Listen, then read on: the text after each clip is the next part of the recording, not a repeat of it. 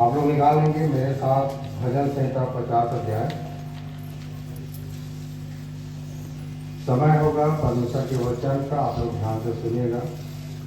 और एक बार फिर से मैं आप लोगों को हर बार बताता हूँ, एक बार भी बता दूँ मैं कि जब आप यहाँ आते हैं तो इस बात को भूल जाए कि यहाँ किसी भी प्रकार की कोई परिवर्तन नहीं है, धर्म परिवर्तन नहीं है, जात परिवर्तन नहीं है। यहाँ सिर्फ आप परमेश्वर के वचन को सुनते हैं, उसके अनुसार चलने के प्रयास करते हैं। किसका वचन? परमेश्वर का वचन। ठीक है, तो इसको आप विशेष ध्यान देंगे। और जब भी आप कहीं भी जाते हैं तो इस बात की गवाही दे सकते हैं कि वहाँ ऐसा कुछ नहीं है। और अगर ईसाई बनने या धर्म परिवर्तन करने में भी स्वर्ग जाने का रास्ता खुलता तो मैं पहले कर लेता आप लोगों को। ऐसा कुछ नहीं है। आपके अपना अंदर मनुष्य का जो बदलाव है, जो भीतरी मनुष्य का जो बदलाव है, वही ये बात डिसाइड करता है कि आप कहाँ जाएंगे। ठीक है, तो आप लोग मेरे साथ निकाल दिए हैं भजन संहिता 50 उसके 15 पद को।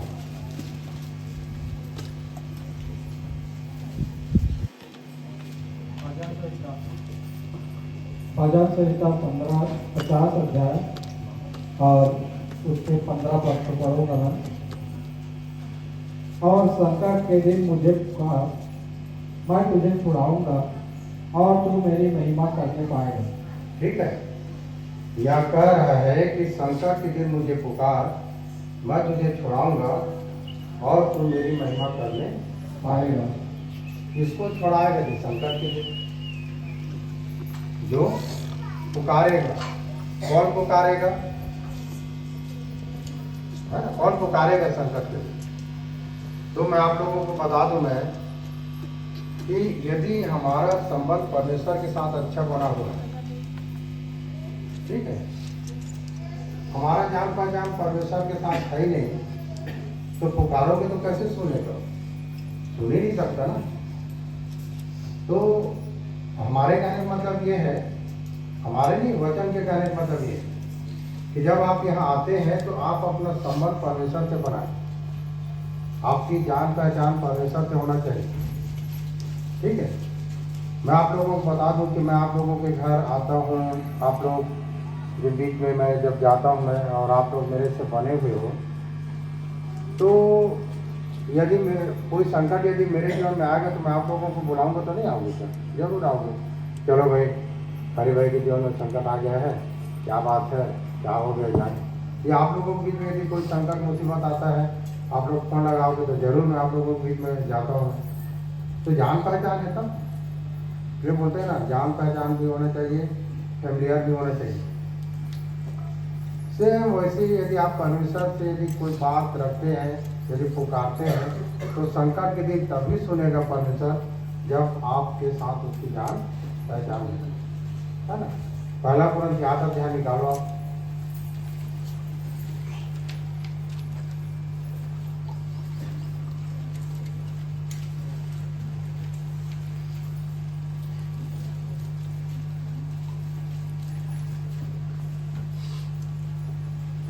उसके 3 पद। पहला कुरिन्थियों 8 अध्याय उसके 3 पद।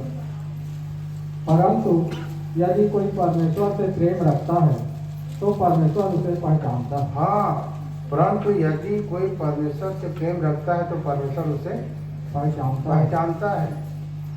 और परमेश्वर का प्रेम क्या है ना? परमेश्वर का प्रेम क्या है? पहला यूहन्ना 5:3 को पढ़ लेना। परमेश्वर का प्रेम यह है कि हम उसकी आज्ञाओं को माने और उसकी आज्ञाएं कठिन नहीं है। परमेश्वर का प्रेम क्या है? कि हम उसकी आज्ञाओं को माने और उसकी आज्ञाएं कठिन नहीं है। और जो कोई परमेश्वर से प्रेम रखता है परमेश्वर उसे पहचानता है। और जब परमेश्वर आपको पहचान लिया तो ये बात हम कह सकते हैं कि परमेश्वर मेरा या मेरी सुन लेता है जब मैं पुकारता हूँ। और यहाँ दाऊद इस बात को बोल रहा है, और संकट के दिन मुझे पुकार, है ना, दाऊद को बोल रहा है इस बात को। ये बात हमें भी बोल सकता है परमेश्वर कि संकट के दिन मुझे पुकार। पर ये कब बोलेगा? जब हमारा जान पहचान परमेश्वर से होगा। अब परमेश्वर से जान पहचान बनाने के लिए क्या करना पड़ेगा कि हम उसके आज्ञाओं को माने। और उसकी आज्ञाएं कठिन नहीं है, सरल है, बहुत ही सरल है उसकी आज्ञाएं। कोई भी बाप अपने बेटा को यदि कोई आज्ञा देगा तो कठिन देगा क्या? बड़ा बड़ा काम देगा क्या? ये सब काम को तू कर करके नहीं देगा। वैसे ही परमेश्वर जब हमें आज्ञा देता है तो उसकी आज्ञा बहुत ही सरल है। पर हम संसार में अपना जीवन बिताने के कारण हमें परमेश्वर की आज्ञा कठिन लगता है। हम संसार में जीवन बिताते हैं ना, संसार में जीवन बिताते हैं, संसार की इच्छा के अनुसार चलते हैं। भौतिक भौतिक भौतिक के अनुसार हमारा जीवन है, भौतिक चीजों में उसके अनुसार हम अपना जीवन बिताते हैं। जिसके चलते जब परमेश्वर की आज्ञा हमारे बीच में आता है तो हमारे लिए क्या हो जाता है? कठिन हो जाता है ना। वो तो बोलता है कि मुझे छोड़ दूसरों के ईश्वर करके ना मानना। कितना सरल है, पर हमारे लिए कठिन है, हमारे लिए कठिन है। यहाँ तक कि जब झूठ बोलने की बात आता है तो हम झूठ बोल डालते हैं, जबकि झूठ नहीं बोलेंगे तो क्या होगा? पर झूठ बोलते हैं हम अपने बचाव के लिए, हम अपने बचाव के लिए झूठ बोलते हैं। अगर झूठ नहीं बोलेंगे तो हम फंस जाएंगे, तो चलो भाई झूठ बोल देते ताकि हम मत फंस। परमेश्वर हमारा विकास करने वाला है, परमेश्वर हमारा छुड़ाने वाला है, परमेश्वर हमारा बचाने वाला है। ठीक है, तो दाऊद को बोल रहा था, और संकट के दिन मुझे पुकार, मैं तुझे छुड़ाऊंगा और तू मेरी महिमा करने। तब हम उसकी महिमा करने पाएंगे जब संकट के दिन उसे पुकारेंगे। तो कब पुकारेंगे? जब हमारा जान पहचान परमेश्वर से होगा। परमेश्वर क्या हमें पहचानता है? क्या परमेश्वर को हम पहचानते हैं? ये जरूरी है, ये मालूम होना चाहिए। समझे? कौन पाए किसकी प्रार्थना सुनता है? ये परमेश्वर। तो यहाँ पर गिने चुने 1-2 लोगों की प्रार्थना सुनता है। ठीक है, मैं तो बोलता हूँ कि प्रार्थना सबकी सुनेगा, वो प्रार्थना सबकी सुनेगा। वो मेरा ही प्रार्थना नहीं सुनेगा, भैया की प्रार्थना नहीं सुनेगा, सबकी प्रार्थना सुनेगा यदि आप उसकी आज्ञाओं को अपने जीवन में पूरा करते हैं। उसकी आज्ञाओं को आप अपने जीवन में पूरा करते हैं। पहले आदम को एक आज्ञा दिया था, तोड़ दिया, फिर बाद में कितना मतलब मुश्किल हो गया, कितना बिखर गए थे वो। उसके बाद में बंधुआई में भी चले गए, 430 साल के बाद मिस्र से निकले। एक आज्ञा तोड़ने से कितना संकट मुसीबत आया था। और उसके बाद में जब 10 आज्ञा दे दिया तो उसको भी पूरा नहीं किया। 10 आज्ञा का पूरा विस्तार है बाइबल। अगर आप 10 आज्ञा को पूरा करते हो या तो पूरी बाइबल पढ़ते हो, ठीक है, उसका विस्तार है। तो ये है कि आप उसकी आज्ञाओं को पूरा करें, सबकी प्रार्थनाओं को सुनेगा, कोई दुखी कोई निराश नहीं होगा। पर हमारा जान पहचान परमेश्वर के साथ होना। एक और वचन आप लोग निकालेंगे, भजन संहिता 120 उसके पहले पर, थोड़ा जल्दी निकालेंगे।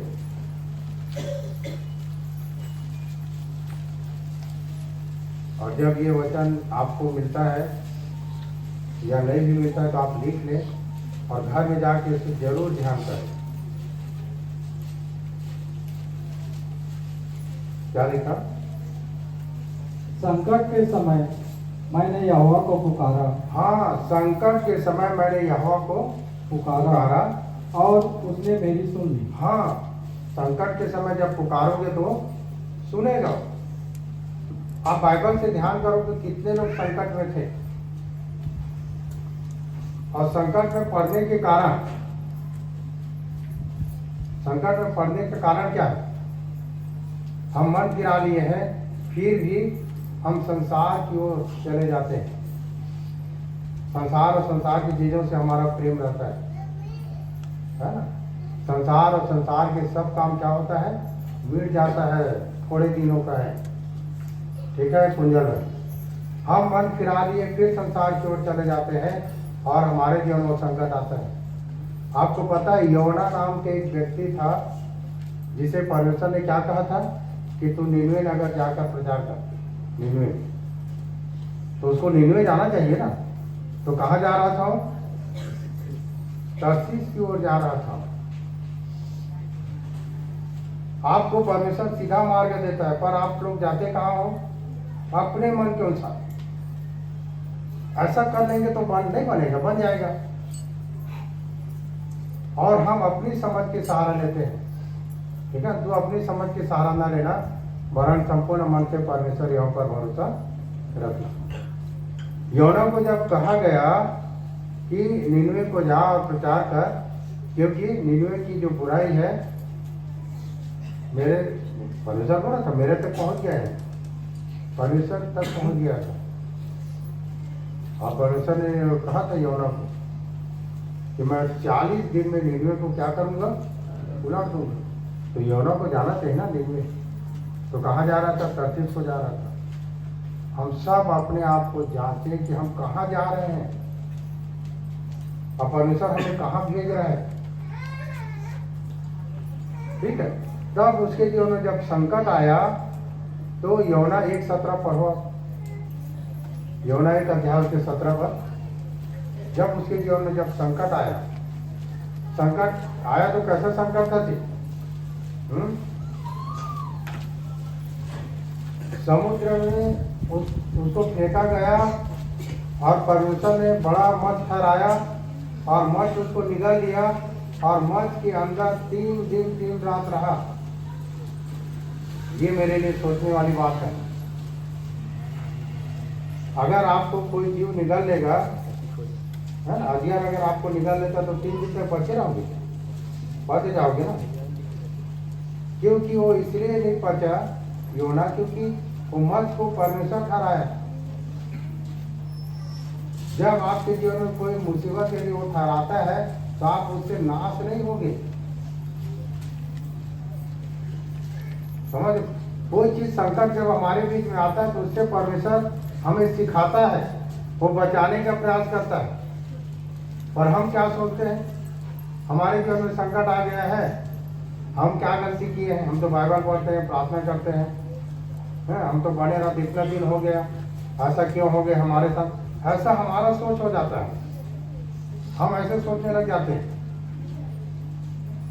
जबकि योना को परमेश्वर क्या कर रहा था? सिखा रहा था, उसको सही दिशा सही मार्ग दे रहा था। ये भाग रहा था। जब परमेश्वर के द्वारा जो संकट ठहराया गया, उस संकट में क्या योना मर गया क्या? नहीं मरा। इसीलिए दाऊद बोलता है ना, मुझे जो दुख हो सो मेरे लिए भला हुआ, जिससे मैं तेरी विधियों को। जब हमारे जीवन में किसी प्रकार की कोई दुख तकलीफ आता है तो सिर्फ परमेश्वर हमें अपना विधि सिखाता है। परमेश्वर हमें अपना विधि सिखाता है, ठीक है। और दुख में भी हमें क्या रहना चाहिए? आनंदित रहना चाहिए। किस बात के लिए? कि परमेश्वर मुझे इस दुख से छुड़ाएगा। आपदा बोलते हैं सरल भाषा में आफत। किसके चलते? खुद के चलते हम आफत में होंगे, खुद के चलते ये सब हमारे जीवन में आ गए। 40 का 17 पद में योना 1 अध्याय के 17 पद।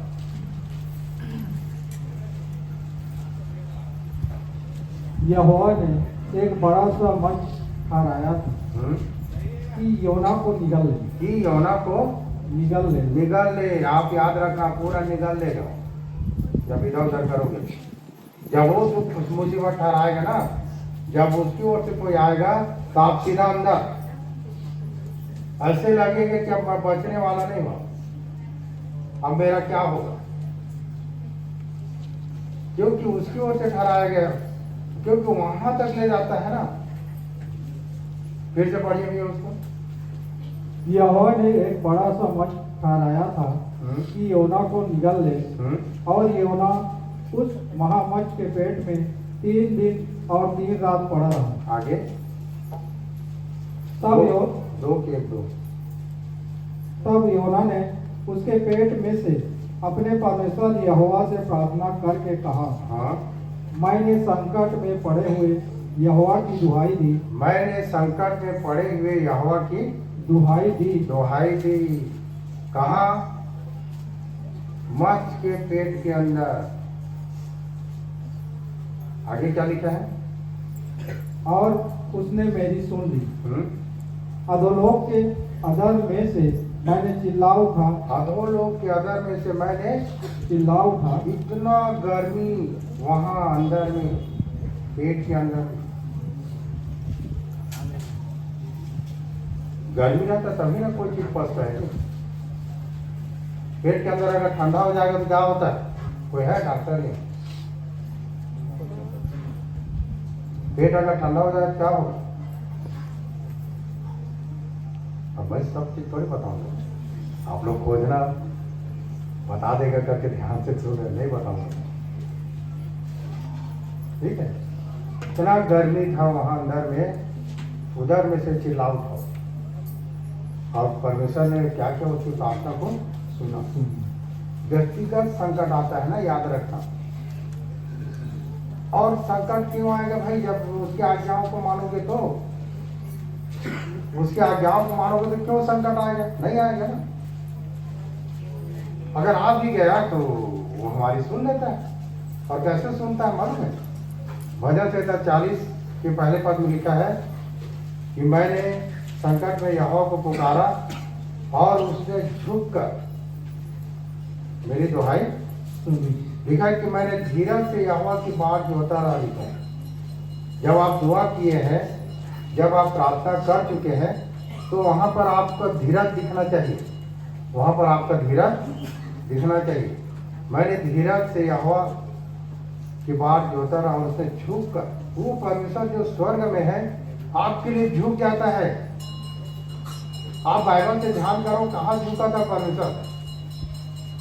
यहाँ तो लिखा है ना कि झुक कर उसने हमारी दुआएं सुनी। जब इजराइल लोग मिस्र में थे और जब दुख तकलीफ में थे, जब कहर गए, उनके कहराना को सुनकर परमेश्वर नीचे उतर आए।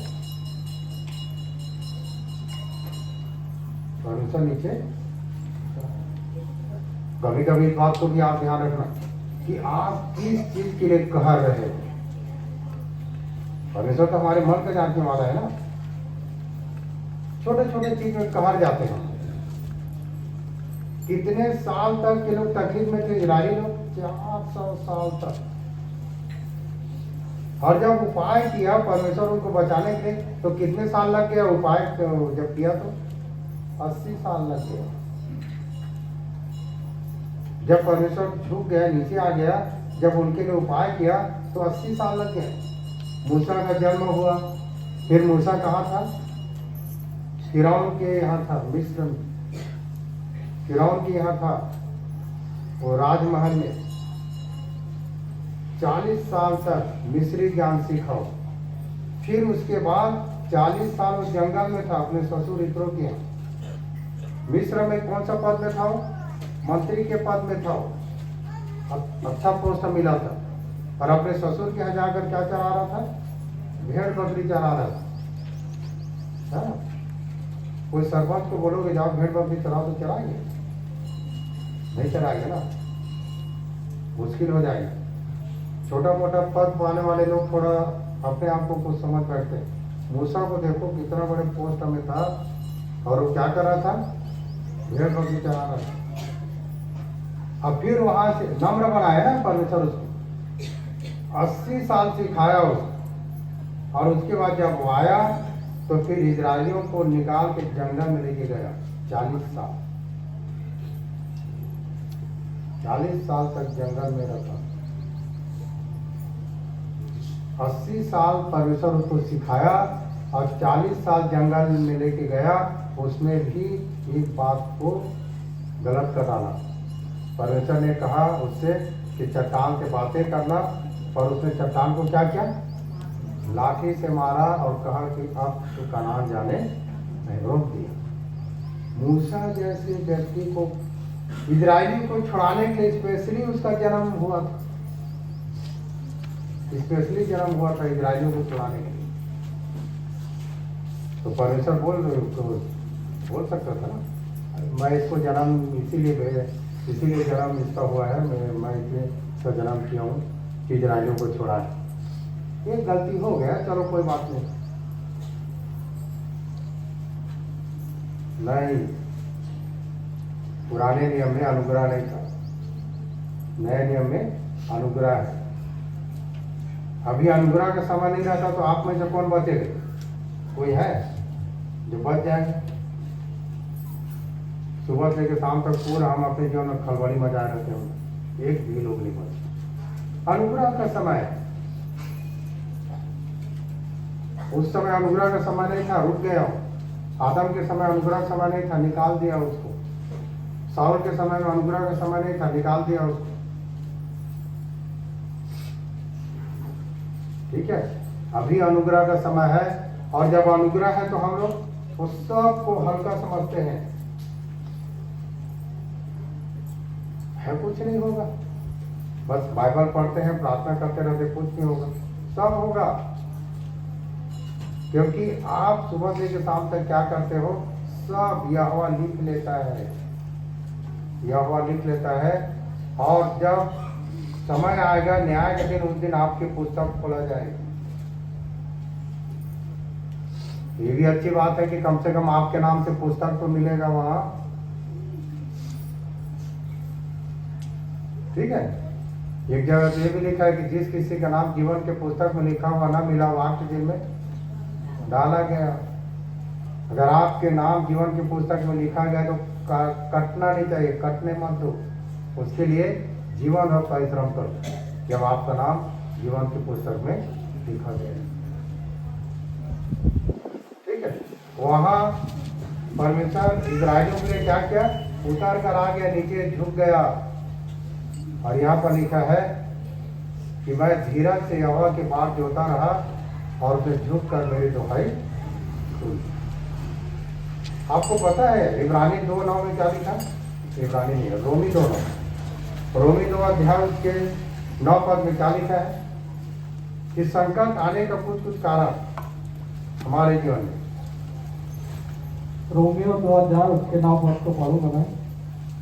और क्लेश और संकट हर एक मनुष्य के प्राण पर जो बुरा करता है आएगा। हाँ, क्लेश और संकट, फिर से पढ़ो भैया। और क्लेश और संकट हर एक मनुष्य के प्राण पर जो बुरा करता है आएगा। क्लेश और संकट हर एक मनुष्य के प्राण पर जो बुरा करता है आएगा। आगे पहले यहूदी पर, फिर यूनानी पर। पहले यहूदियों पर, फिर यूनानी कहने से अन्य लोग, अन्य जाति। ठीक है, तो पहले कहां से शुरू हो गई? पहला पत्र 4:18-17 से पढ़ो। पहले कहां से शुरू होगा देखो, और कैसे शुरू होगा? बुरा जो करेगा, इसीलिए डरो। किससे? परमेश्वर से। परमेश्वर बदलता नहीं है ना।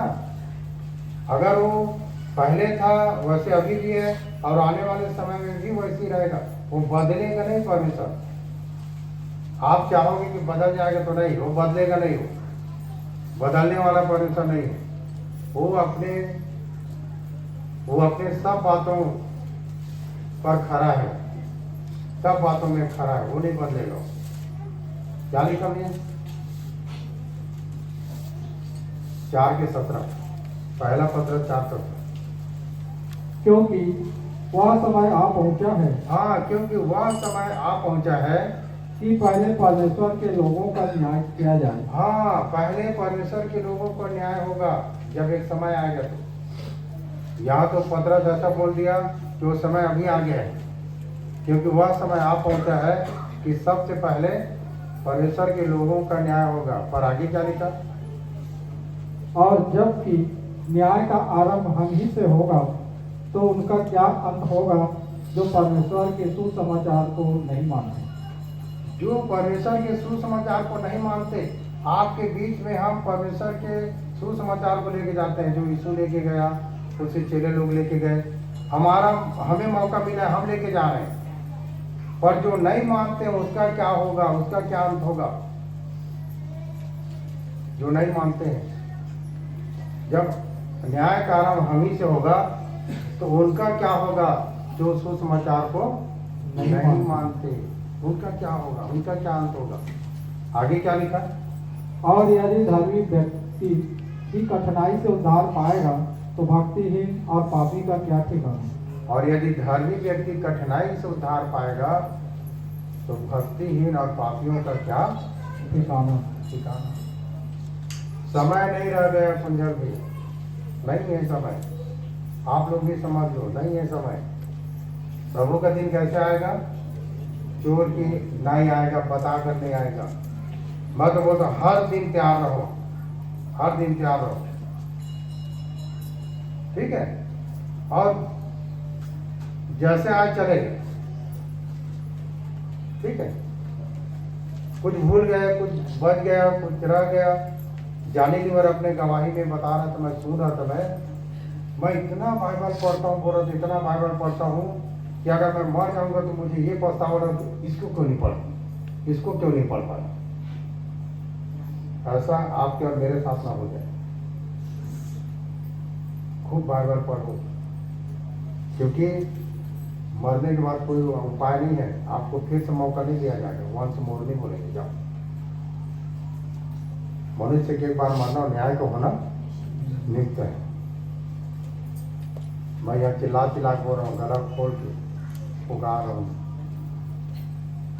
प्रेम है आप लोगों से, जो प्रेम करना परमेश्वर ने मुझे सिखाया, वो प्रेम मैं आप लोगों से इसलिए करता हूँ क्योंकि कोई से कोई नाश न हो, सब उद्धार को देखो। और कितना अच्छी बात होगा कि हम सब वहाँ मिलेंगे।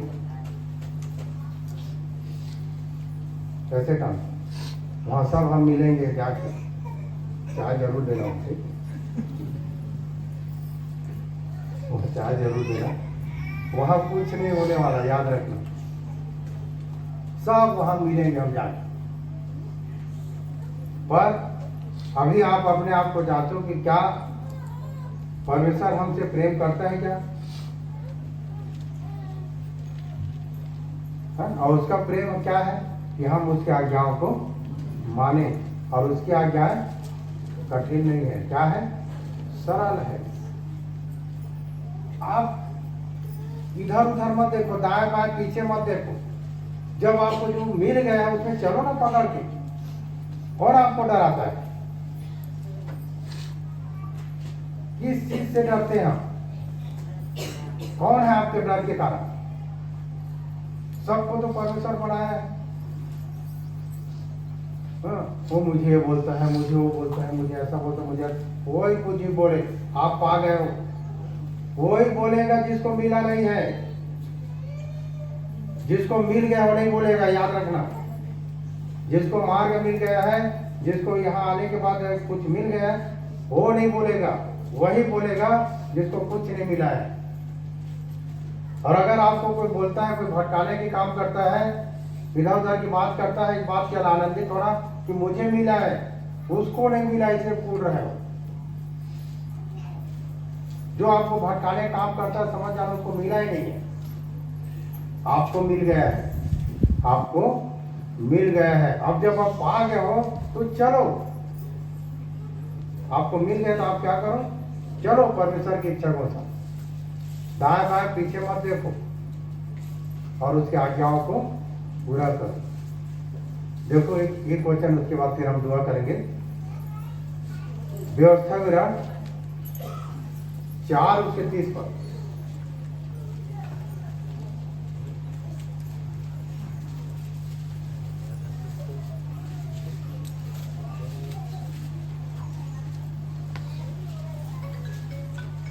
व्यवस्था विवरण 4 अध्याय उसके 30 पद को पढ़ूंगा मैं। शीर्षक क्रमांक है 220। अंत के दिनों में जब तुम संकट में पड़ो, अंत के दिनों में जब तुम संकट में पड़ो, तब और ये सब विपत्तियां तुम पर आ पड़े, ऐसा विपत्तियां तुम पर आ पड़े, तब तुम अपने परमेश्वर यहोवा की ओर फिरो फिरो, तब तुम अपने परमेश्वर यहोवा की ओर फिरो और उसकी मानना, और उसकी मानना, क्योंकि तेरा परमेश्वर यहोवा दयालु ईश्वर है। दयालु ईश्वर है और वह तुमको ना तो छोड़ेगा और ना नष्ट करेगा। ना तो छोड़ेगा और ना तो नष्ट करेगा। जब अंत के समय जब आता है, ठीक है, तो बोले कि ऐसा ऐसा तुम करो, ना तो छोड़ेगा और ना तो नष्ट करेगा। नष्ट करेगा। ठीक है, तब दाऊद को बोल रहा था कि संकट के दिन तुम मुझे पुकार, मैं तुझे छुड़ाऊंगा और तब तुम मेरी महिमा। भाई हम सब छुड़ाए हुए हैं ना, परमेश्वर हम सबको छुड़ाया है। अब सिर्फ हमको क्या करना है अपने जीवन से, उसकी महिमा करना है, गीतों के द्वारा, धन्यवाद के द्वारा, यहाँ उपस्थित होकर, यहाँ तक कि लोगों के धन्यवाद को सुनकर भी आप धन्यवाद दो कि परमेश्वर आपने उसके जीवन में काम किया है। यहाँ अगर आप बैठ गए और हर बात में फिर हमारे जीवन से परमेश्वर का धन्यवाद होता है। हमारे देखने से, हमारे बोलने से, हमारे चलने से, हर बातों में परमेश्वर का धन्यवाद होता है। इसलिए हम अपने परमेश्वर पिता का धन्यवाद करते हैं। आज का समय हो गया, 11 बज गया, और दुआ में जाएं इससे पहले भाई विजयन से एक गीत सुनेंगे।